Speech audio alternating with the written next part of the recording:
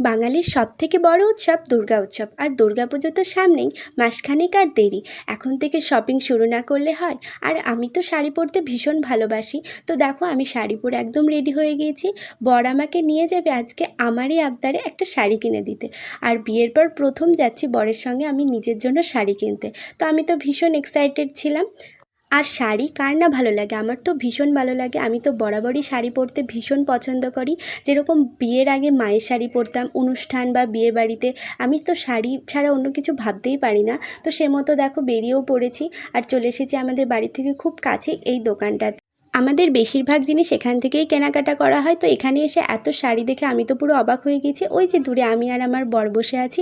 তো আমাকে এখানে পুরো পুজোর কালেকশনই দেখাচ্ছিল। তো আমি এখানে অনেক শাড়ি দেখার পর নিজের জন্য একটা শাড়ি চুজ করে নিয়েছি।